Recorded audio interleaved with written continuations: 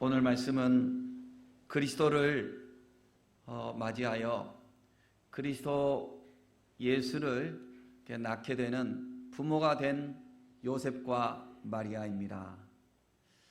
성경에 많은 인물들이 있는데 특별히 예수님에 대해서 많은 사람들이 다 이바지하고 섬긴 사람들이 많이 있는데 그 중에서도 마리아와 요셉은 직접 인간으로 오신 예수님의 부모가 되는 그런 은혜를 입었습니다. 사랑하는 성도 여러분, 우리가 예수 그리스도를 믿고 주변 인물로 살다가 세상을 떠나는 사람 많이 있겠지만 주님의 교회와 주님의 나라의 중심에서 요셉과 마리아처럼 주님께 귀히 쓰임받는 성도들도 있습니다. 저희들이 주님께 귀히 세움을 받고 쓰임받는 은총을 입은 성도들 되시기를 존귀하신 예수님의 이름으로 축복합니다. 구약 성경에서 메시아가 오실 것을 이미 내다보고 예언하고 소망한 주의 종들이 많이 있음을 몇 사람만 알아봤지만 저희들이 다 알고 있습니다. 아브라함도 주님의 오심을 바라보았고 또 욥도 주님의 오심을 기대하며 사모하였고 모세, 다윗, 다니엘 다 주의 종들이 주님의 오심을 사모하며 바라보았습니다. 그들은 그 당대에는 역사적 인물 예수로 오시는 메시아를 육체로 볼 수는 없었지만 그들은 이미 성자 하나님을 메시아 하나님을 바라보았고 그리고 그들이 천국에 먼저 가서 그 메시아를 뵙게 되었을 것입니다. 이제 재림하실 우리 예수님을 우리 성도들은 바라보고 있는 것입니다.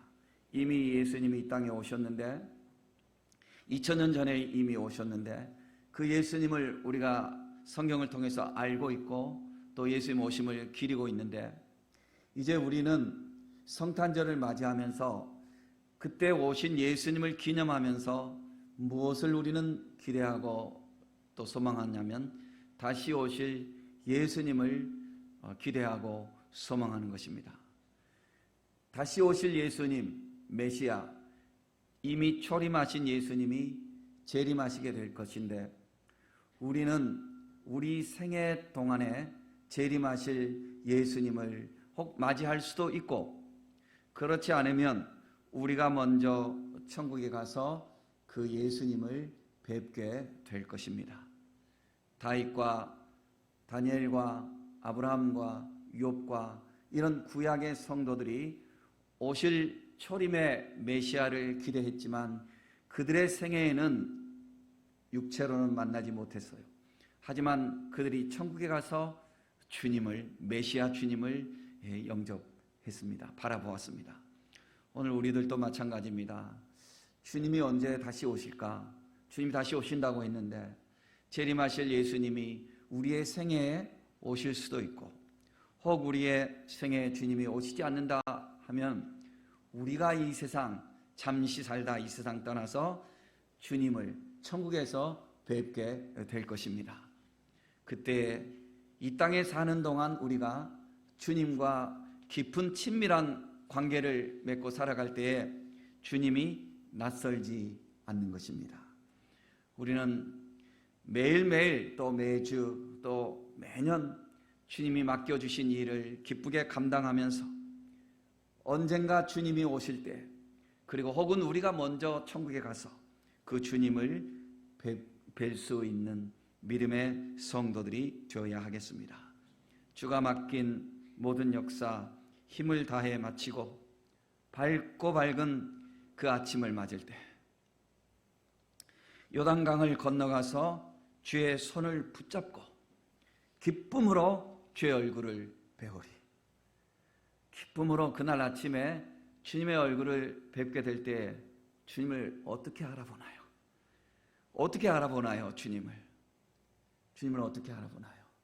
평소에 우리가 주님을 깊이 사모하고 말씀 속에 기도 속에 주님과 교제할 때 주님이 전혀 낯설지 않습니다. 나의 주를 나의 주를 나의 주를 나의 주를 멀찍이서 안 봐요. 그죠? 내가 그의 곁에 서서 배우며 나의 주를 나의 주를, 그 주님이 나의 죄를 위해서 못 박히셨어요. 손에 못자국을 보아 알겠네. 그 못자국이 다 씻어졌지만 그래도 또 우리가 주님을 알아볼 수 있는 흔적, 그 영성의 영체의 그 나라에서는 십자가에 못 박히신 그 주님, 그러나 완벽하신 그 주님, 그 주님을 우리가 뵙게 될 것입니다. 그때까지 우리는 성령으로 우리 가슴에서 매일 뵙고 매 순간 뵙고 말씀 속에서 주님과 늘 동행하는 성도들이 되어야 하는 것입니다. 너희 마음에 그리스도를 주로 삼아 거룩하게 하라고 그랬습니다. 심령을 우리가 거룩하게 해야 됩니다. 우리는 주님의 사람들입니다. 세상에 끌려가지 말고 세속에 취하지 말고 죄에 물들지 말고 죄를 멀리하고 주님을 기쁘시게 하는 거룩한 성도들이 되어야 하는 것입니다. 제가 성도님들에게 그냥 마음으로 이런 메시지를 내가 했어요. 여러분 성탄절 오실 때에 황금과 유황과 몰약을 가져오세요. 그런데 우리가 황금과 유황과 몰약이 혹 부족하다 할지라도 우리 자신을 가져오세요. 우리 자신을, 나 혼자 설교하는 거, 나 혼자 설교하다가 기도하다가 웃다가 울다가 그냥 설교하는 거예요. 사랑하는 성도 여러분, 우리 자신의 심령이 주님을 가득 모시고 거룩한 심령, 사랑하는 심령, 주님의 예쁨이 되는 심령으로 주님께 우리가 제물이 될 수 있는 성도들이 되시기를 바랍니다. 그리스도께서 너희 안에 계신 줄을 너희가 스스로 알지 못하느냐? 그렇지 않으면 너희가 버림받은 자니라. 그리스도께서 우리 안에 계셔서 이 가슴 속에서 주님이 늘 응답할 수 있는 주님과 교통하는 성도들이 되어야 하는 것입니다. 성탄절이 돼서 의식적으로 주님 앞에 형식적으로 나올 수 있어요. 오래된 성탄 어떤 동화책 이야기인데 저는 이게 늘 성탄절이 올 때마다 생각나는 이야기가 있습니다. 예수님이 구유에 이렇게 계시는데 가축들이 예수님께 예물을 들고 왔어요. 닭이 달걀을 가져왔어요. 소가 우유를 가져왔어요. 그리고 나귀가 자기 등에 예수님 태워드리겠다고 왔어요. 그런데 아무도 환영하지 않는 들짐승 여우 한 마리가 왔어요. 짐승들이 다 너 왜 왔어? 간사한 너가 왜 왔어? 그랬어요. 여우가 아기 예수님 앞에 눈물을 똑똑 떨어뜨리면서 나도 주님께 예물을 드리기 위해서 왔어요. 너 같은 것이 무슨 예물을 드린다고 이 간교한 여우야 하고 다른 가축들이 다 비난했어요. 여우가 주님께 무릎을 꿇고 예수님, 저는 저의 간교함을 주님께 바치겠습니다 그랬습니다. 그러니까 다른 짐승들이 저놈 저 건방진 놈 그랬습니다.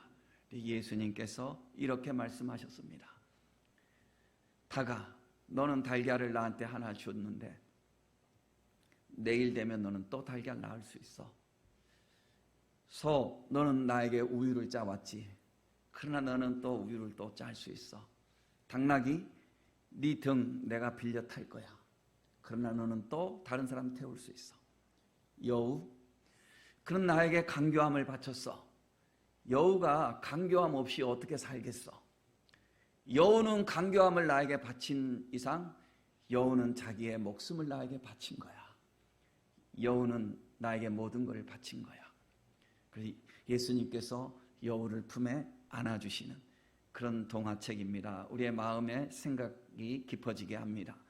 사랑하는 성도 여러분, 우리가 주님 앞에 형식적으로 어떻게 이렇게 주님을 영접하지 말고요, 우리의 정성을 다해서, 진심을 다해서, 우리의 사랑으로 내가 죽고 주님이 이 안에 살아계시는 그러한 성탄절이 될 수 있도록 우리가 진심으로 더욱 거듭나고, 진심으로 우리의 심령이, 우리의 삶이 거룩해지고, 그래서 주님의 기쁨이 되는 믿음이 회복될 수 있는 성탄절 되시기를 주의 이름으로 축복합니다.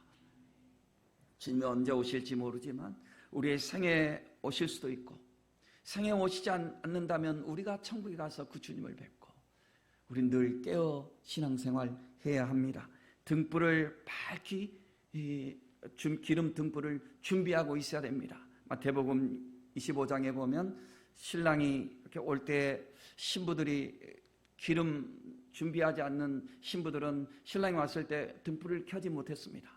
그러나 기름을 준비한 자들은 그 등불을 켜고 신랑을 맞이했습니다. 주님 앞에 우리의 평소의 모습이 지금 주님이 우리에게 찾아와도 주님을 기쁘게 우리가 후회 없이 영접할 수 있는 기름을 준비하는 성도들 되시기를 바랍니다. 뒤로 미루고, 자꾸 뒤로 미루고 그러지 마시고, 오늘 이 순간 내 삶의 이 자리에, 내 가정에, 내 일터에 나에게 주님이 지금 오셨을 때 주님, 내 모습 이대로 주님 앞에 칭찬 드릴 수 있는 믿음의 삶을 살 수 있는 성도들, 깨어있는 성도들 되시기를 바랍니다. 그것이 성탄절을 맞이하는 우리의 태도가 되어야 하는 것입니다. 언제 주님 다시 오실는지 아무도 몰라요. 그러나 우리가 늘 깨어서 등 밝히고 깨어있어 주님을 맞이할 수 있는 성도들이 되어야 하는 것입니다. 마리아와 요셉, 그들은 아직 구약에 속한 성도들입니다. 그런데 왜 주님께서 여러 사람들 중에서 왜 이 마리아와 이 요셉을, 주님이 이 어린 부부를 주님께서 이렇게 택하셨을까 생각해 봅니다. 마리아와 요셉은 갈릴리 나사렛이란 동네에 살고 있었습니다. 여러분, 사람들은 갈릴리 사람들을 무시했어요. 매우 무시했어요. 그런데 갈릴리 사람들은 갈릴리 안에 있는 나사렛을 더 무시했어요. 그러니까 사람들이 참 웃기죠. 자기들이 그렇게 무시받는 갈릴리에 살면서도 거기서 또 무시하는 거예요. 이렇게 어느 나라는, 아시아에 있는 어느 나라는 이렇게 계급이 늘 있는 나라들이 있죠. 예. 그래서 좀 강조해서 그렇게 표현하는지 모르겠지만 가보지 않고 들은 이야기니까, 이 안방을 청소하는 하인은 마루 청소하는 하인을 무시하고, 마루 청소하는 하인은 마당 청소하는 하인을 무시하고 뭐 이런다는 거 있잖아요. 사람이 왜 그렇게 사는지, 우리가 이런 죄인들의 모습이잖아요. 그죠? 갈릴리 사람들조차도 나사렛을 사는 사람 무시했는데, 마리아와 요셉은 바로 이 나사렛에서 사는 사람이에요. 예수님께서 이렇게 전도하실 때 빌립이 예수님을 전도하잖아요. 그래가지고 나다나엘을 예수님께로 전도하잖아요. 그때 나다나엘이 뭐라고 그랬죠? 나사렛? 뭐? 나사렛에서 무슨 선한 것이 날 수 있어? 이랬거든요. 나사렛에서 무슨 괜찮은 것이 나올 수 있겠어? 이런 말이죠. 그렇게 그 천대받는 그곳, 그 동네, 거기에 사는 마리아와 요셉, 그 사람들을 예수님이 이렇게 쓰셨어요. 주님이 왜 쓰셨을까?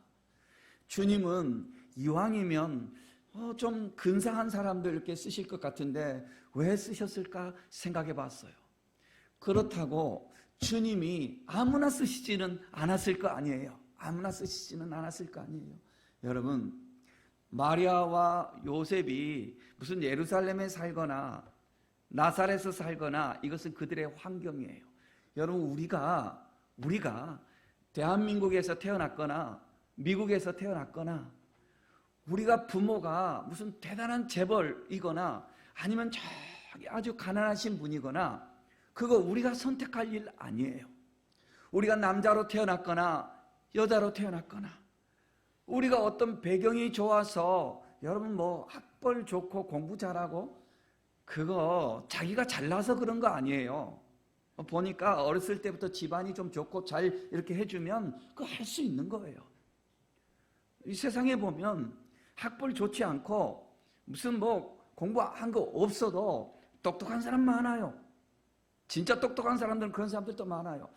그러니 여러분 우리가 외적인 환경 자랑하고 내세운 거 그거 아무것도 아니에요. 알고 보면 아무것도 아니에요. 그런데 진짜 주님 앞에 진짜 우리가 이게 우리 스스로도 볼 때 사람을 볼 때 무엇을 봅니까? 우리가 어렸을 때는 집안 좋은 사람 부럽고 학벌 좋은 게 그렇게 부럽고 100점하고 90점하고 그렇게 커 보이고 그랬는데 여러분 우리가 나이 먹고 보니까 뭐예요? 인간성이 괜찮고 그리고 육체가 건강하고 정신이 건강하고 몸이 건강하고 그러면 그 사람이 최고예요. 그 사람이 진짜 그 사람 최고예요. 우리도 이렇게 보는데 하늘에서 이렇게 볼 때 에게 무슨 뭐 이 세상에서 요 도토리 그거 아무것도 아닌 거죠. 주님이 중심을 보실 거예요. 주님이 왜 주님이 마리아와 요셉을 썼을까? 그들이 뭐 어디에서 태어나고 부모가 누구고 이거 아니죠. 주님이 보실 때 마리아와 요셉은 무엇보다도 주님이 쓰실 만한 정갈한 그릇이었어요. 성도 여러분, 주님은 성결한 자를 쓰시는 것입니다. 성결한 자를 쓰시는 거예요. 주님은 성결한 자를 쓰시는 거예요. 그리고 주님은 또한 더 나아가서 마리아와 요셉이 주님이 쓰시겠다고 할 때에 이들이 주님께 순종했습니다. 순종했습니다. 네, 그렇게 하겠어요 라고 했습니다. 여러분, 우리가 순종이란 말을 참 많이 듣는데 정말 순종이 쉬운가요? 순종 쉽지 않아요. 저부터도 순종하기가 참 쉽지 않아요. 내 주장이 딱 있어가지고 그거하고 틀리면 거역하고 내 논리 펴고 그러는 거 아니에요. 우리가 얼마나 똑똑해요. 부모를 다 이겨먹잖아요. 우리가 선생을 이겨먹고 무슨 뭐 공무원들을 이겨먹고 경찰을 이겨먹으려고 뭐 이렇게 운전하다가 따지고 우리가 다 똑똑한 사람들이잖아요. 절대로 안 되죠.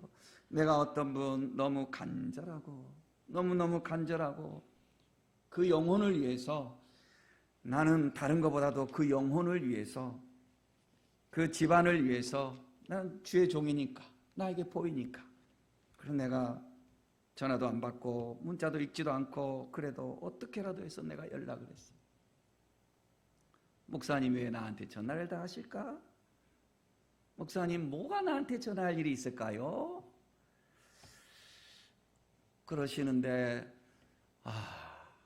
나 같으면 우리가 그리스도인이면 내가 주의 종이면 내가 뭐 대단한 거 아니지만 내가 주의 종이니 내가 주의 형제이니 이렇게 간절히 한번 만나서 이야기하자고 하면 한번 만나면 어때? 목사님 뭐가 그렇게 나를 보고 싶을까? 이러시는데 참 그래요. 우리 모두가 그래. 저 모습이 우리 죄인들의 모습이구나. 우리가 얼마나 똑똑해요. 우리가 얼마나 자존심이 세고 우리가 얼마나 우리가 크냐고요. 절대로 우리 생각을 뛰어넘지 못하는 이런 장벽을 우리가 쌓고 사는 사람들이에요. 누구나 다. 아니 하나님이 인간으로 오신다는 것 자체가 넌센스 아니에요. 그게 이해가 되냐고요. 이해가 안 돼요. 어떻게 하나님이 인간으로 온다는 거가 이해가 되냐고. 안 돼요. 여러분 옛날에 구봉서 장로님이 그랬다고 그러잖아요. 구봉서 씨 아시죠? 요즘 아이들은 잘 모르겠지만 옛날에 우리가 어렸을 때 코미디언이었어요. 그분이 자기 친구를 전도했어요. 크리스마스 때 성탄절에 한 번만 교회 가자. 그래가지고 평소에 밥 사주고 술 사주고 막 이랬다는 거죠. 그래가지고 야 이제 성탄절이야, 이제 교회 가자, 약속한 대로 교회 가자. 그러니까 그 친구가 따라가기는, 내가 그래 약속했으니까 따라가기는 가지만, 봉서야 너 참 너 정신 차려라. 너 어떻게 처녀가 아기를 낳았다는 거 믿어지냐? 이렇게 하니까 구봉서 이 장로님이, 그땐 장로님이었는지 모르겠지만 머리가 확 뚜껑이 열려가지고, 야 이 새끼야, 네가 요셉도 아닌데, 요셉도 다 인정했는데 네가 웬 지랄이야, 그냥 따라와 이랬다고. 예, 뭐 구봉서 그분 입장에서 속이 다 시원하게 욕을 했는지 모르지만 세상이 다 그런 거 아니에요. 아니 이렇게 믿어지지가 않는데, 이성으로 이게 믿어지지가 않아요. 난센스예요. 믿어지지가 않아요. 그런데 그 주님이 요셉에게 찾아오시고 천사를 통해서 마리아에게 찾아오셨어요. 여러분 마태복음하고 우리가 누가복음을 읽었는데, 마태복음은 중심이 요셉이 능동적으로 활동을 해요. 그러니까 요셉에게 천사가 오고 요셉이 순종하고, 그 다음에 그 족보도 요셉 라인이에요. 누가복음은 마리아 중심, 마리아가 능동적이에요. 요셉은 수동적이에요. 족보도 마리아 족보예요. 아니 무슨 말씀입니까? 거기에 보면 요셉의 족보라고 써놨는데요, 그거는 우리말로 번역해서 그래요. 그 헬라어로 들어가 보면, 여러분 우리말에는 정관사가 없잖아요. 정관사. 그런데 영어에는 쉽게 말하면 정관사가 있죠. This is book 이러면은 이게 말이 안 돼요. 우리는 늘 그렇게 할 수 있지만 This is a book이라고 하든지, 이게 어떤 사람들이 알고 있는 무슨 특정한 책이면 This is the book이라고 하든지, 이렇게 정관사 혹은 관사가 있어야 되잖아요. 그렇죠?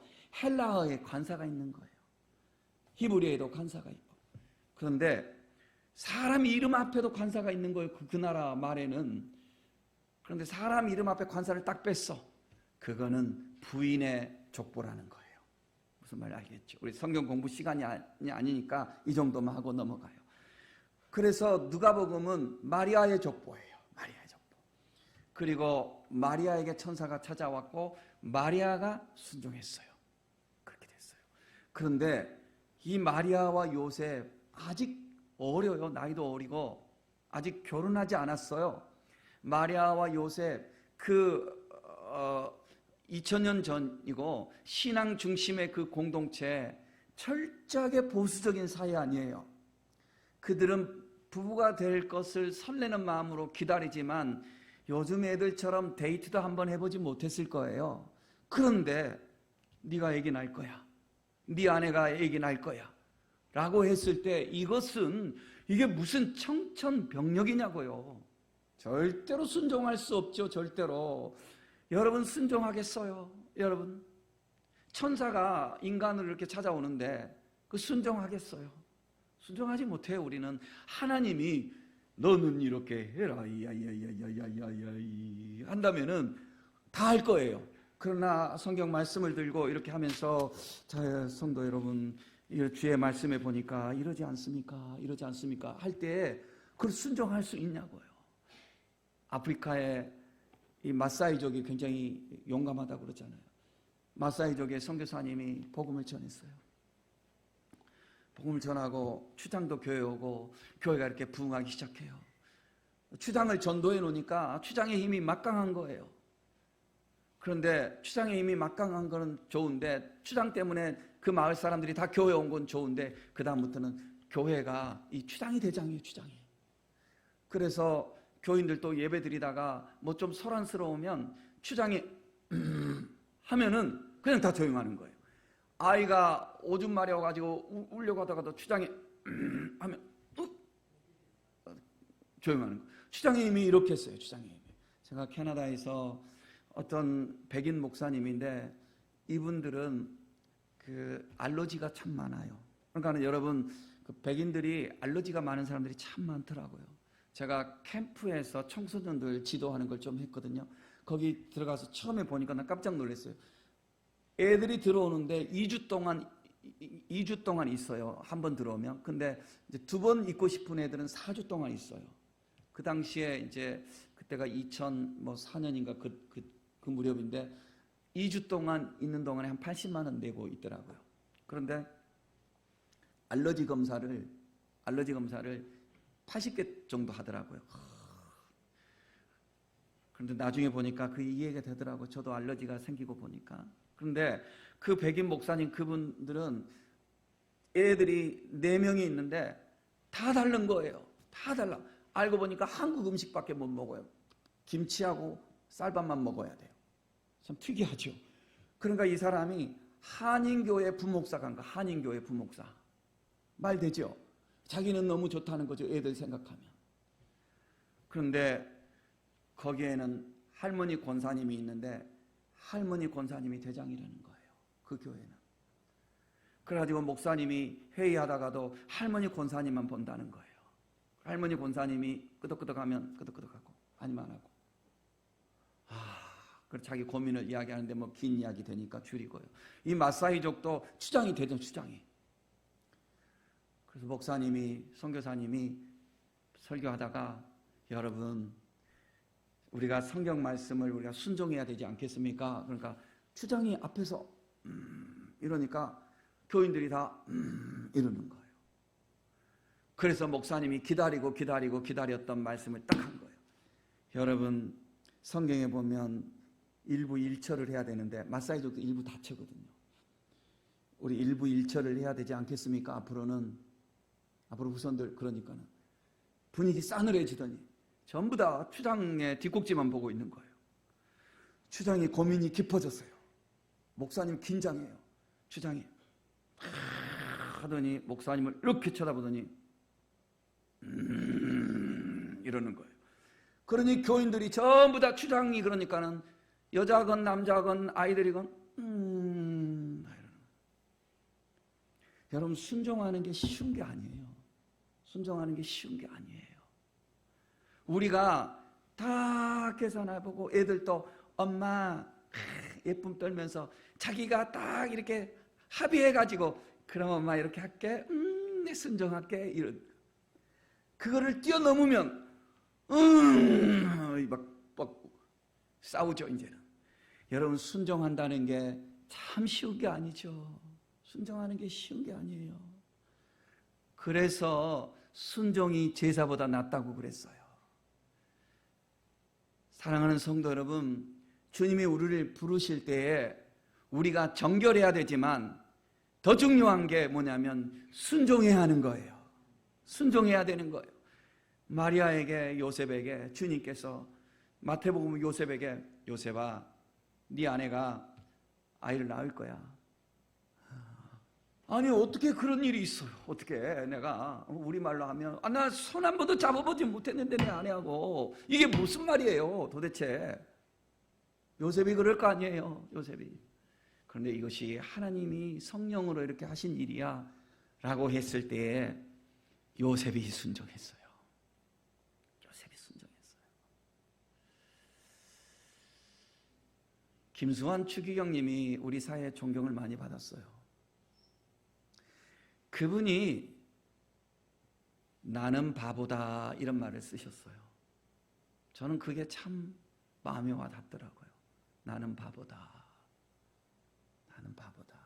그게 무슨 말이겠어요? 그죠? 나는 바보다.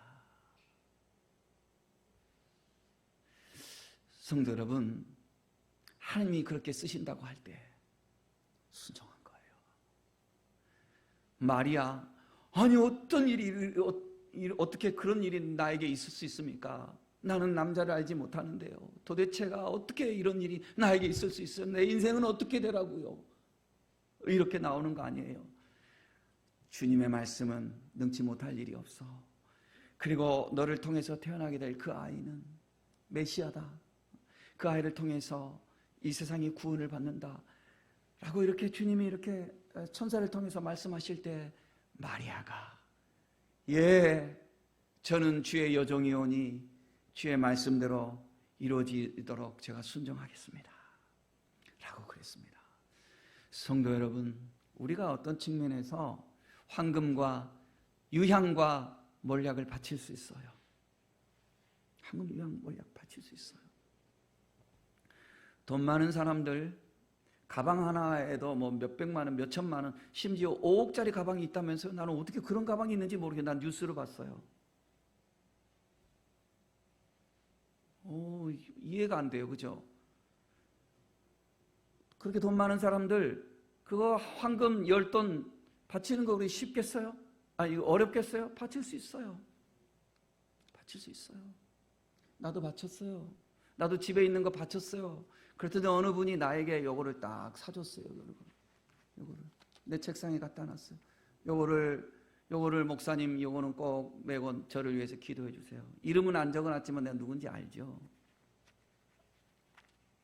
황금 바칠 수 있어요. 유향 바칠 수 있어요. 유향 바칠 수 있어요. 그러나 주님께 정말 바쳐야 될까? 순종할 수 있냐고요. 순종할 수 있냐고요.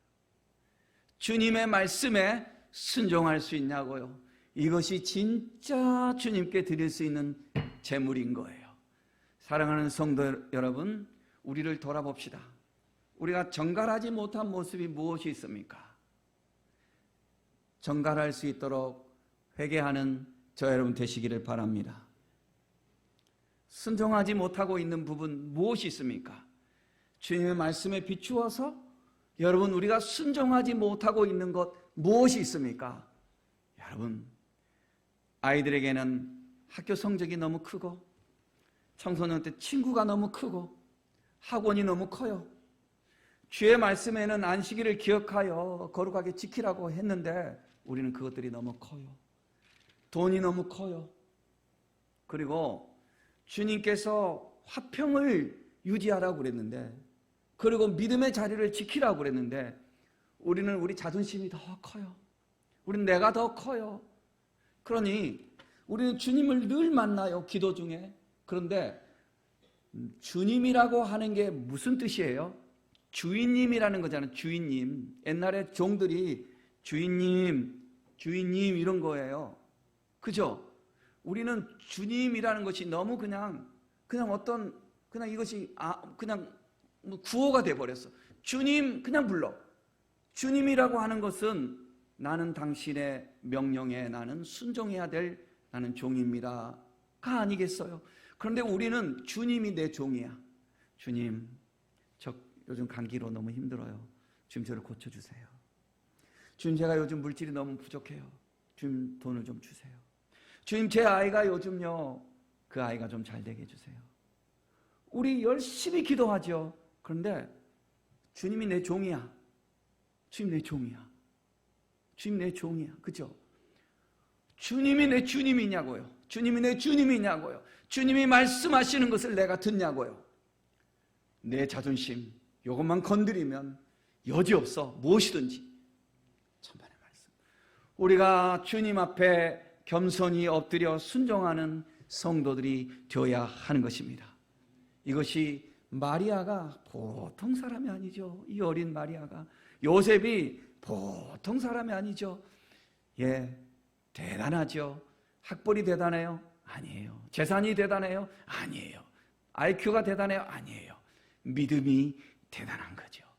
사랑하는 성도 여러분, 우리도 주님 앞에 이렇게 믿음으로 주님 앞에 정갈하고 순종하여 주님이 쓰실 만한 주의 백성들 되시기를 예수의 이름으로 축복합니다.